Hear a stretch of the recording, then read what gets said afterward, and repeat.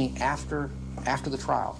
Bugliosi says, you know, you haven't achieved anything here. He said, all you've done is send me back to where I came from.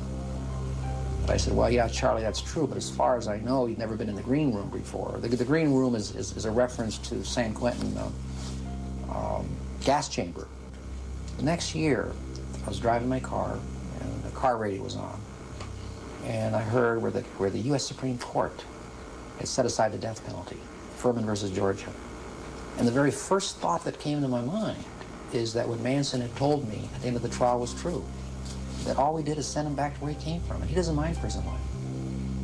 So in a sense, and I hate to say this, in a sense, Manson has beaten the rap.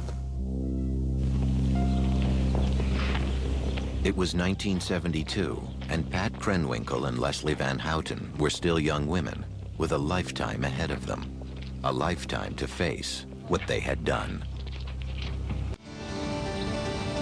More than 30 years after the murders at the Tate and LaBianca homes, Charles Manson, Patricia Krenwinkel, Leslie Van Houten, Susan Atkins, and Tex Watson are all still in prison serving life terms. All have been reviewed for parole numerous times, but it's always been denied. You can have the rest of it and put me back in my cell. This is all I really want to do. Charles Manson has not even attended all of his hearings. I don't think there's a decision among you, is there? Now Charles Manson is moving into his 70s, and Tex Watson and the women are in their 50s. To listen to Manson, Pat Krenwinkel, and Leslie Van Houten today is to hear very different memories of those events well over a quarter century ago. If anything, the older I get, the harder it is. Mrs. LaBianca was younger than I am now. I took away all that life. I see blood in here every day. Every day someone's getting shot, someone's getting cut, someone's getting beat. I've lived in that all my life, woman. That don't wrinkle up my forehead. You can pile out 100 dead bodies up in front of my cell, and it don't set me to do nothing. Every day I wake up and know that I'm a destroyer of the most precious thing, which is life. And living with that is the most difficult thing of all. And I do that because that's what I deserve, is to wake up every morning and know that. You know, it didn't happen overnight. He spent a lot of time taking middle-class girls and remolding them. I never broke nobody's will. I never told anybody to do anything other than what they wanted to do. Oh, Charlie's just absolutely lying. There wasn't one thing done that was even allowed to be done without his expressed permission. Wait a minute. I said, you do what's best for you. You do what you feel is right.